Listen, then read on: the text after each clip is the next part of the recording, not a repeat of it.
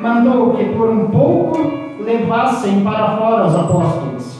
E disse-lhes: varões israelitas, acautelai-vos a respeito do que haveis de fazer a estes homens.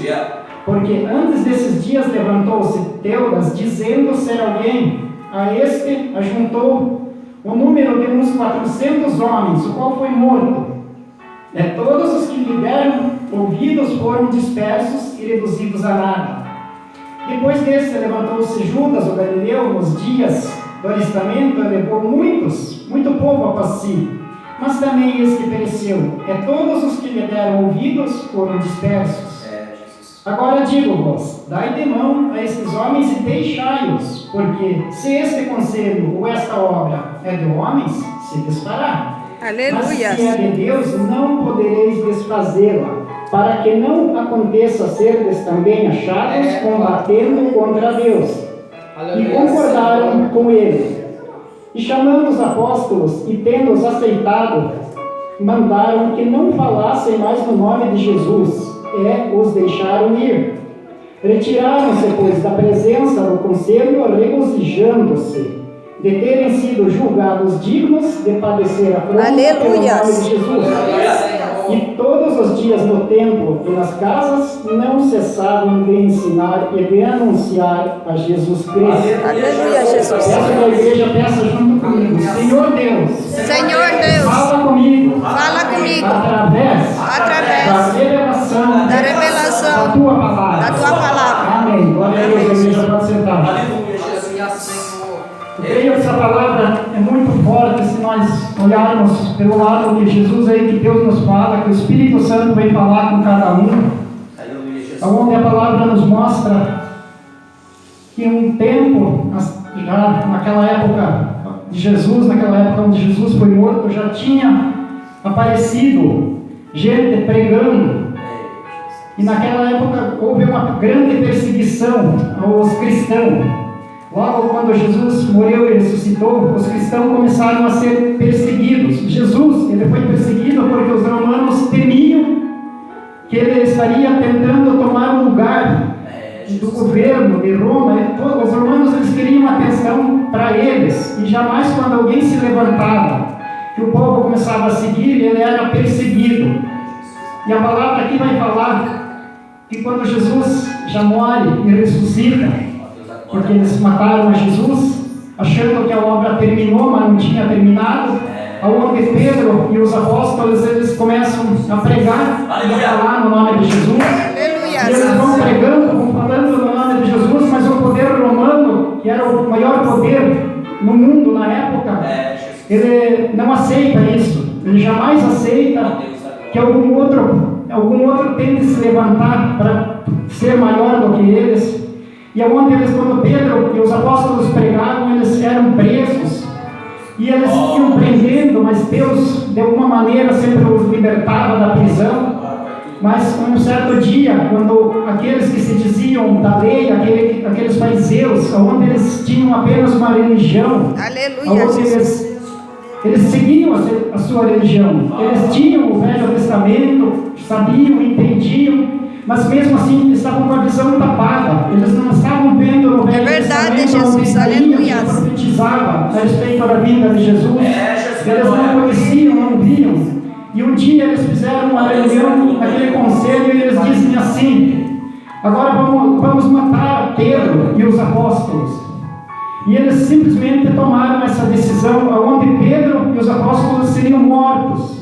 Mas lá tinha um homem que também fazia parte deles. Ele não era um cristão, ele não era um seguidor de Jesus, mas ele era um professor, ele era um mestre chamado Gamaliel.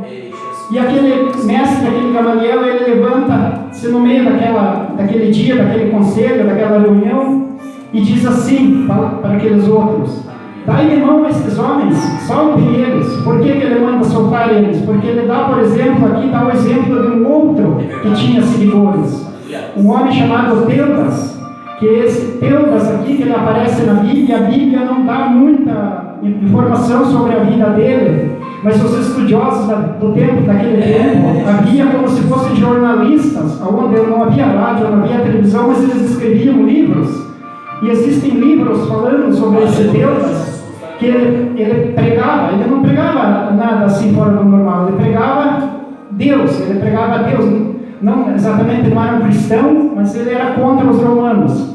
E diz aquele jornalista, vamos dizer assim, que escreveu um livro sobre ele, que aquele livro não está na Bíblia, mas ele vai de acordo com a Bíblia, que esse Teudas, então os romanos mataram ele, levaram a cabeça dele e puseram em uma praça pública lá em Roma. E os seguidores desse Teudas, como aqui Gamaliel fala, que seguiam esse Teudas, mais ou menos 400 pessoas que ele tinha como seguidores. E no momento que ele é morto, aqueles seguidores de Teudas, eles se espalharam, porque eles viram Teudas foi morto, e não houve mais nada, a cabeça dele foi levada para Roma, foi posta em praça pública, e eles se espalharam, porque ele prometia ser alguém. Ele dizia que ele tinha grandes poderes.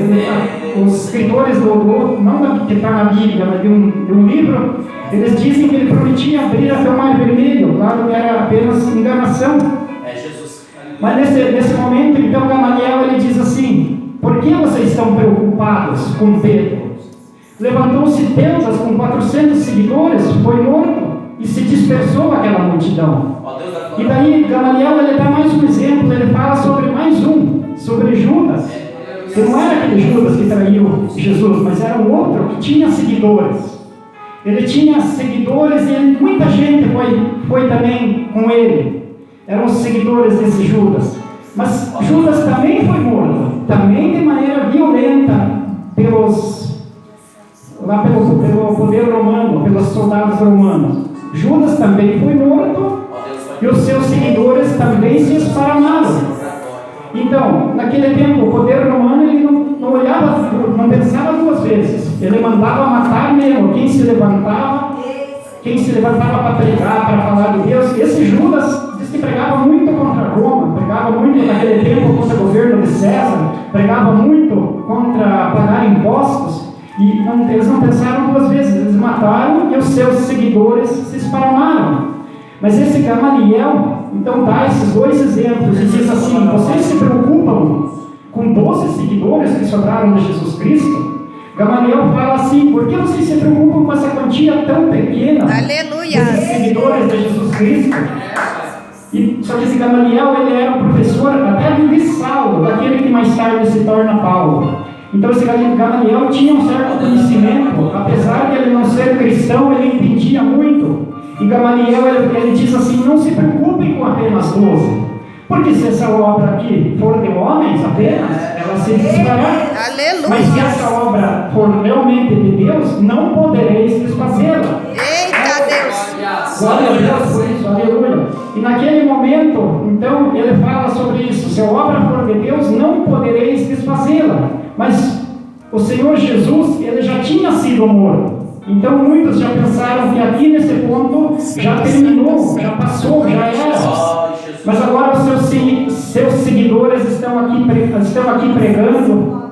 E aonde os romanos ainda os perseguem. Mas nesse momento, quando ele diz: não podereis desfazer essa obra, porque quando a obra é de Deus, não adianta. Talvez na tua vida seja assim. Aleluia! Talvez, meu irmão, minha irmã, você já tenha pensado que o teu ministério já era. E se eu digo mais, se for por você mesmo, já tinha acabado, mas a obra não é tua. Aleluia! A obra é de Deus, então é Deus que está no comando.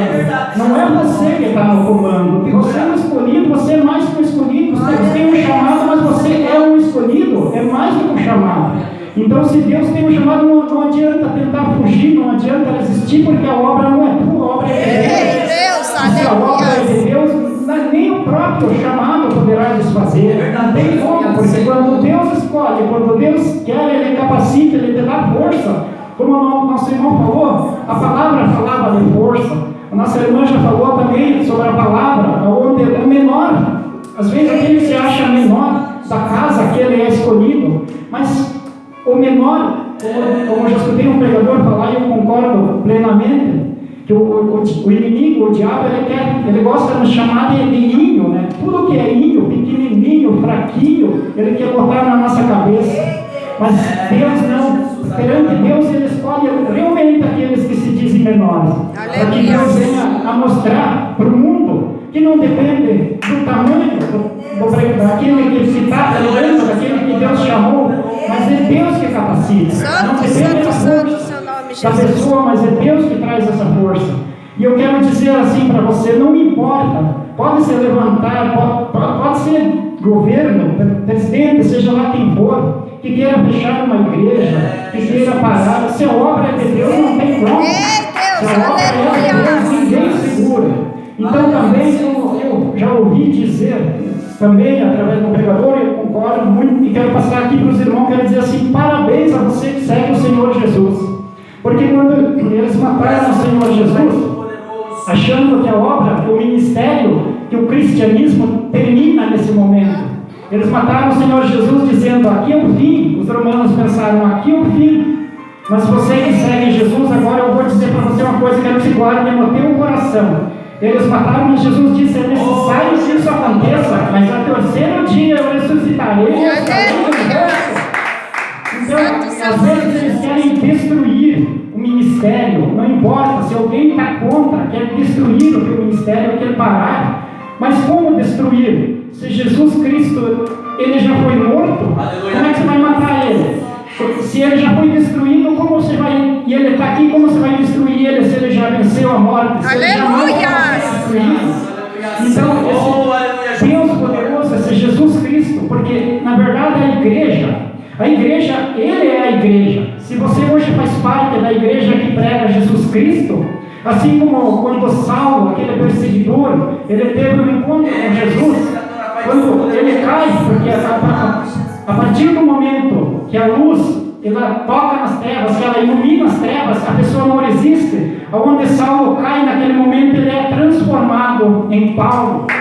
Então, naquele momento, quando ele pergunta assim, quando aparece a luz, quem é Senhor? Ele não tratou de Senhor porque ele viu que havia aqui um poder, ele viu que era uma autoridade. Então ele não chamou de Senhor porque ele sabia que era Jesus Cristo. Ele chamou de Senhor porque ele sentiu a presença, ele sentiu essa força que você sente hoje aqui na presença de Jesus. Então quando ele chama de Senhor, ele diz, quem é Senhor? E daí aquela voz responde, eu sou Jesus a quem tu persegues. Mas Saulo ele não perseguia a pessoa de Jesus, ele perseguia a igreja. Mas quando alguém persegue o teu ministério, quer parar o teu ministério, não importa, seja da família, seja parente, seja quem for, seja parente pequeno, quem levante, não vai segurar porque a obra é de Deus. Aleluia, Jesus, maravilhoso, Muitas vezes, apóstolo, tenho certeza que temos irmãos aí que pensaram que o ministério já tinha afundado, já tinha parado, que não era isso que eu pensava, não era o que eu tinha que fazer. Mas como eu falei, te repito novamente, a obra não é tua, a obra é de Deus. Então ele te escolheu, ele te capacita, ele te dá força.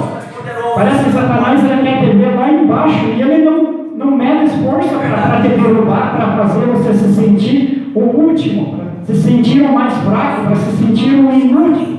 Mas Deus ele está aqui para nos dar força, para fazer você seguir, para dizer, essa obra é de Deus, não é obra de homens. Por isso, ninguém fecha uma porta, lá onde Deus abre um tempo, enquanto Deus não quiser que aquilo pare, não adianta ninguém se levantar, não adianta ninguém tentar que aquilo pare, que aquilo acabe, porque o Deus Todo-Poderoso, Ele está no comando, Ele está no controle, e Ele nos dá essa força. Não importa, por mais que você se ache já caído, já desanimado de uma maneira que já é só parar, ainda respira, muitas vezes parece que por naturalmente mesmo, mas não é, é porque Deus te dá essa vida, Deus dá essa força para nós seguir nessa caminhada. E jamais se nós colocar na mão de Deus e ter absoluta certeza que Ele é que está no comando, é por Ele essa obra. Porque eu creio, meu irmão, minha irmã, que se fosse pela tua própria vontade, pela minha própria vontade, talvez você não estivesse aqui. Mas o Espírito Santo, de uma forma ou de outra, ele fez com que você estivesse aqui. Talvez não está cheio aqui, porque talvez muitos que são chamados não estão, mas os escolhidos estão, como já foi falado aqui. Então, glória a Deus por você que está aqui, por eu estar aqui e por nós estarmos aqui. Mas como eu vinha falando do poder romano, que ele queria abafar a palavra de Deus, já matando a Jesus Cristo e achando assim, colocar um homem no poder no lugar de Jesus Cristo, porque a palavra de Deus vai dizer assim, que só Deus é Pai, não existe um outro Pai.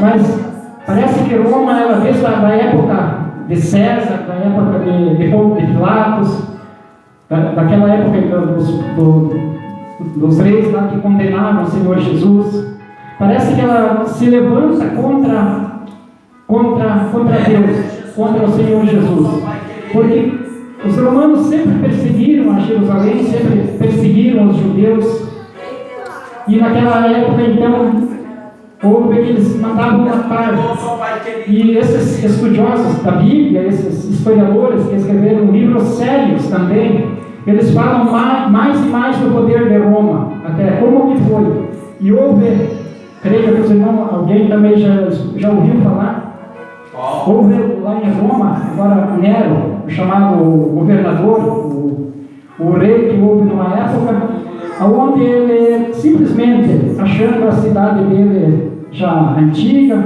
suja, com rede de esgoto mal feito, mau cheiro, ele resolve simplesmente destruir a cidade, ele resolve botar fogo na cidade. E adivinha quem que esse tal de Nero, esse rei, resolve culpar? Ele culpa os cristãos, ele diz assim para o povo: os cristãos queimaram a cidade. Então esse Nero se levanta e ele convence o povo lá de Roma que os cristãos queimaram a cidade. Mas era esse rei, junta mais uma meia dúzia lá dos seus soldados, ele sai de noite, e eu não sei se era madeira ou o que era, mas ele incendeia toda a cidade. E ele consegue convencer o povo da cidade que eram os cristãos que queimaram a cidade. Eu não sei a quantia, o livro não fala, mas vamos dizer assim, tinha lá 500 cristãos, e na cidade lá moravam 5.000, 10.000 pessoas, não sei quanto, sei que os cristãos eram muito menos. E esse Nero, então, ele bota fogo em toda a cidade e convence as pessoas que os cristãos queimaram a cidade. E o que ele começa a fazer? Ele começa a queimar os cristãos, ele começa a pegar pessoas, amarrar nas ruas. Naquele tempo não havia luz elétrica, então ele amarra, faz uma tocha das pessoas, deixa a pessoa amarrada, e no entardecer, na noite, ele bota fogo naqueles cristãos. E eles ficam queimando durante a noite, iluminando as ruas. E aquele Nero simplesmente é aplaudido pelo povo, porque eles achavam que ele estava fazendo o certo, queimando os cristãos, aqueles que seguiam a Jesus. E o povo simplesmente aplaudia ele e dizia que ele estava certo por ele queimar agora as pessoas. Ele queimava, jogava pessoas para os leões, onde os leões comiam as pessoas, e o povo todo ficava assistindo. O povo era chamado para assistir os leões comendo as pessoas. O que eu quero dizer com isso? Que Roma de qualquer maneira queria liquidar, queria terminar com o cristão. Ele queria, de qualquer maneira, acabar com os seguidores de Jesus Cristo. Mas, como eu digo, como a palavra de Deus diz, se essa obra é de Deus, não tem como. Você jamais termina, não termina, não acaba. Então, ele começa, de qualquer maneira, a forçar. E foram queimando. Sei que os cristãos daquela época, lá de Roma, todos eles quase foram queimados, mortos de alguma maneira. Mas, mesmo assim, eles perceberam que eles jamais conseguiriam terminar. Por mais que queimasse as pessoas, ainda sempre surgia um outro grupo, surgia alguém que, mesmo sendo morto, mesmo as pessoas sendo mortas, os seguidores de Jesus, eles não tinham medo, sempre tinha e tinha mais. Então o que o governo, o poder romano começa a fazer? Vendo que ele não tinha poder para terminar com o cristianismo, ele começa a se aliar, onde eles resolvem, de repente, se misturar com os cristãos, o governo.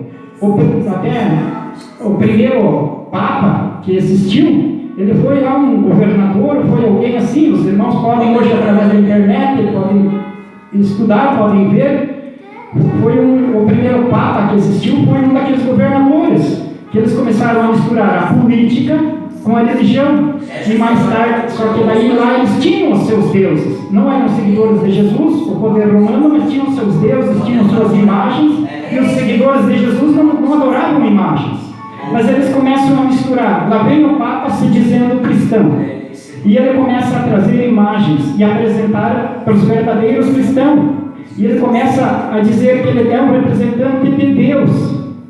Mas ele começa a trazer imagens. E quando os verdadeiros cristãos começam a interrogar, começam a dizer assim: mas como? Nós não seguimos imagens, não adoramos imagens. Ele vem e diz assim: não, mas esta imagem é de Pedro, aquele que era o vosso...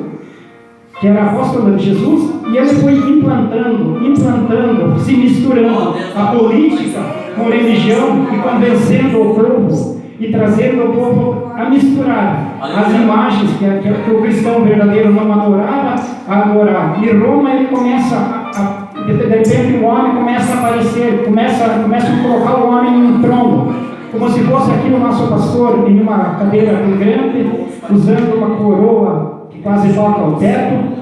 Mas nós hoje sabemos através da palavra que isso, com toda certeza, ele que nos ensina, ele sabe que o trono, a coroa, não foi feita para o homem. O trono e a coroa foi feita para Deus. Aleluia! Então, Deus que pode ter um trono e uma coroa.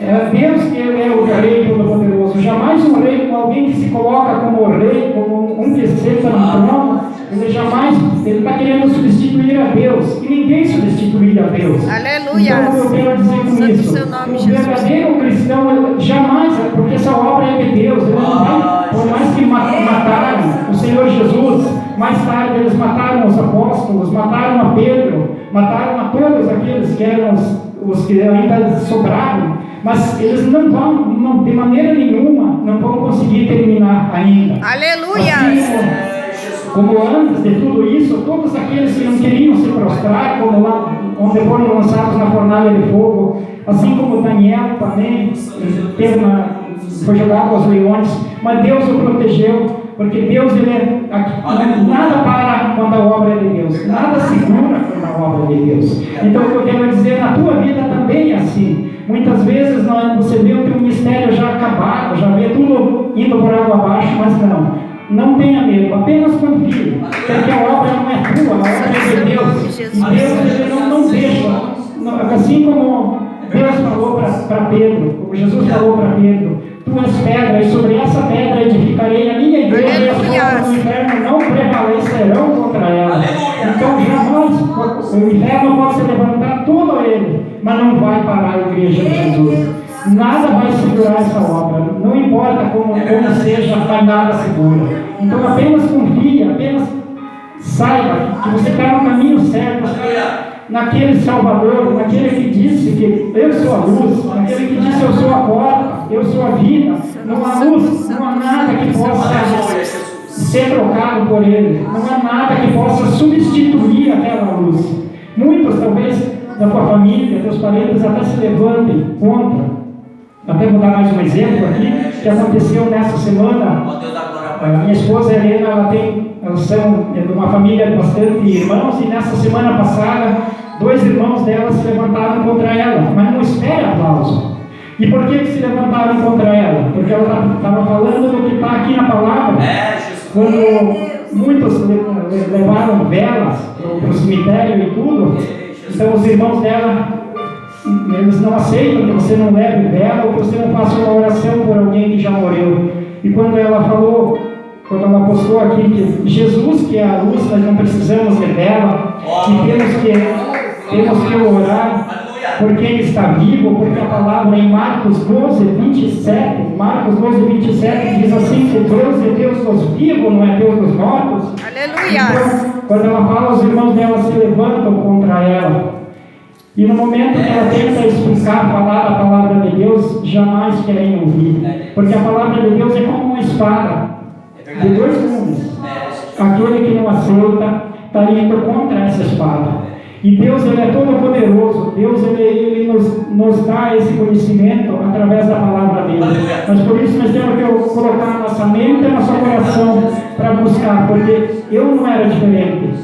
Eu fazia a minha oração pelos falecidos, até que eu não entendia. Eu acendia uma vela, mas no momento que você coloca uma vela, você está de uma forma que talvez não sabe. Mas quando Jesus falou assim, eu sou a luz do mundo. Aleluia, Jesus, não, obrigado, Senhor. Já é a luz, é o suficiente. Como eu ouvia falar, acender uma vela para queimar pecado. Até cheguei a falar para o irmão dela, acender uma vela para queimar pecado. Não queima pecado, só Jesus que queima pecado. Aleluia. Não queima pecado. Porque só Ele tem esse poder. E a oração, como a palavra de Deus diz assim, orai uns pelos outros, mas enquanto estamos em vida. Jesus jamais ensinou a orar quando alguém estava morto.